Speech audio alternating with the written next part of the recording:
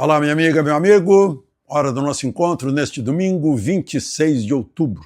No 26 de outubro, em 1917, o Brasil declarava guerra à Alemanha, na Grande Guerra, ou Primeira Guerra Mundial. Ou seja, nas duas grandes guerras, o Brasil foi inimigo da Alemanha, né? Declarou guerra à Alemanha. Na segunda, nós mandamos um contingente de 25 mil homens, né?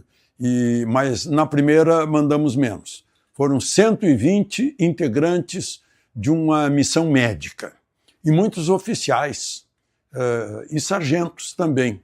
Inclusive o primeiro-tenente que operou blindados lá no fronte, José Pessoa Cavalcante de Albuquerque, que fez o desenho original, o desenho primeiro, em que se basearam os desenhos que vieram depois de Brasília, a capital do Brasil.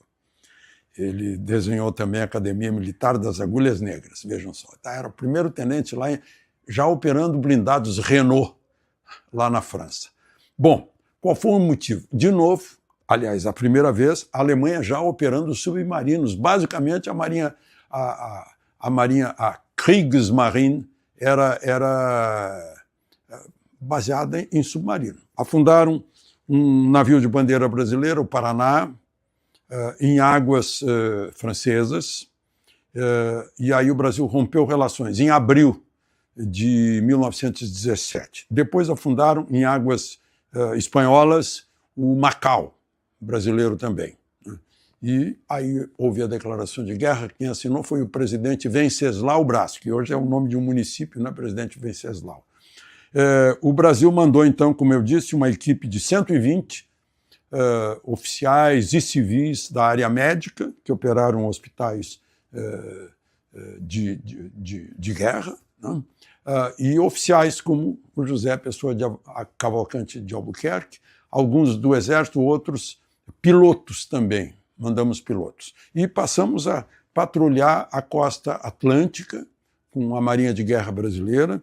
Foram apreendidos 42 navios mercantes alemães que estavam nos portos brasileiros e ganhamos assento, no fim da guerra, no Tratado de Paz de Versailles, que pegou bem a Alemanha. Nós recebemos 70 navios alemães como compensação pelo afundamento de 4, 5 navios brasileiros por submarinos alemães. Essa história da guerra foi o Epitácio Pessoa, que foi negociar em Versailles. Disso resultou pôr em prática o serviço militar obrigatório no Brasil e foi criada uma missão francesa e nós fomos aprender também com o exército francês, né? Era o plano Pandiá-Calógeras, que não foi posto em prática, que era mandar um contingente grande para a Primeira Guerra. A guerra terminou antes.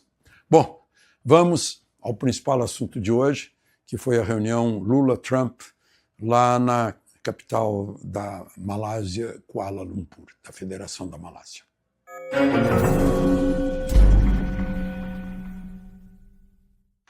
Bom, quando se cria expectativa, como a imprensa governista criou, depois vem frustração, né? Eu vi, por exemplo, num grande jornal brasileiro lá a chamada, né? Lula vai convencer Trump de suspender a tarifa. Aí não suspende, fica todo mundo de cara no chão, né? O fato é que Trump abriu, assim, meio de improviso, um tempo de 1 hora, mais ou menos, para dedicar a uma reunião entre ele e Lula, né? Do lado dele estava o Marco Rubio, o secretário do Tesouro, e o homem que trata do comércio, o Jamieson Greer. Foi o homem que mostrou, olha, tarifa comercial é 10%, 40% é tarifa política, né? Como ficou claro aí, inclusive, em declarações de Marco Rubio, né? Que o Brasil precisa obedecer, respeitar direitos humanos, dar amplo direito de defesa, ter juiz natural, devido processo legal, parar com perseguições políticas. Ficaram tangenciando esse assunto Mas, de fato, o assunto foi abordado.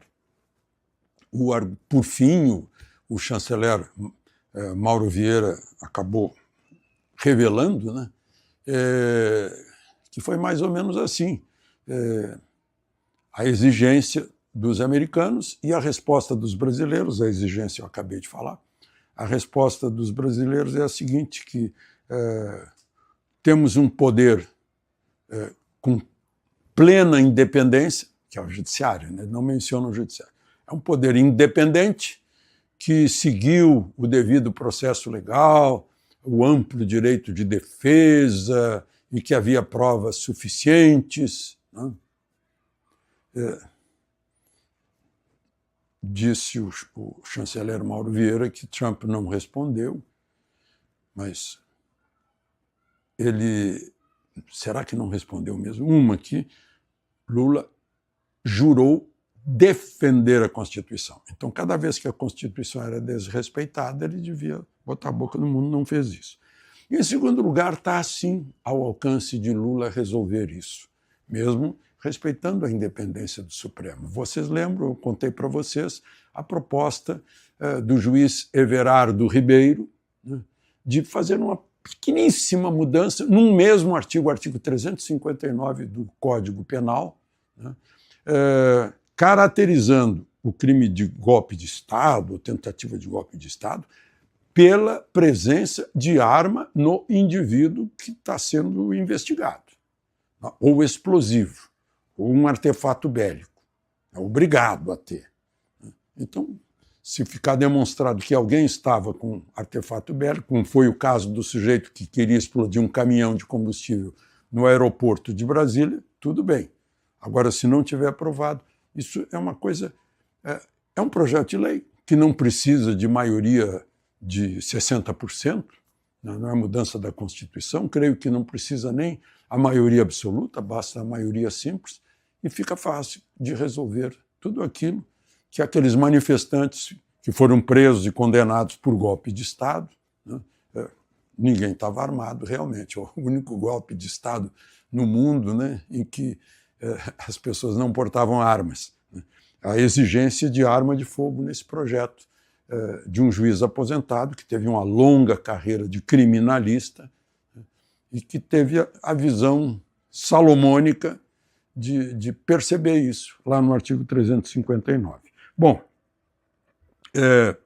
o Lula disse: discutimos de forma franca e construtiva a agenda comercial e econômica. Ele faz questão de dizer que foi comércio e econômico. Quando 40%, aliás, vamos botar a matemática nisso, né? Na verdade, 80% da conversa é política e 20% da conversa é econômica, porque uma tarifa é 40%, a outra é 10%, a econômica é só 10%. E o Brasil está disposto, a gente viu ali, a negociar até terras críticas, minerais críticos, né, as chamadas terras raras, enfim. Nessa hora, os Estados Unidos talvez esteja precisando, nós dispomos daquilo que os americanos precisam. Ok, né? Mas o que os americanos querem é que o Brasil esteja mais afinado aos princípios de liberdade, democracia, liberdade de expressão, sem perseguições, porque o Brasil fica imitando a Venezuela desse jeito, né? E Trump está querendo derrubar o Maduro. Agora mesmo, um outro poderosíssimo navio chegou lá perto, ficou ao largo de Trinidad e Tobago, foi muito bem recebido pela primeira-ministra de lá, que apoia totalmente o Trump, e tem o Gerald Ford, que é o maior porta-aviões do planeta, tem 75 aviões de combate. É mais ou menos um poder de dissuasão ou de intimidação a Maduro e de estímulo à oposição a Maduro, né? E de dissuasão a Petro também na Colômbia, que são dois países acusados de narcotráfico. O Brasil tem que tomar boa nota disso também, porque cada vez mais traficantes, em geral da Colômbia, estão tomando conta da Amazônia, né? E estão fazendo concorrência com as grandes facções de narco brasileiras que já diversificaram seus negócios, né? Não são apenas drogas, são postos de gasolina e vão além, né? Vão além, tá aí a investigação para cuidar disso. Bom, teve aquela pergunta antes do encontro, uma pergunta de um jornalista, ou de uma jornalista, e Bolsonaro vai estar na mesa de negociação, e o Trump disse, eu gosto muito dele, ele é um bom sujeito, e eu me sinto muito mal com o que fizeram com ele. Com o Lula do lado, ele disse isso. Depois ele disse assim, podemos reduzir as tarifas rapidamente, somos muito ágeis.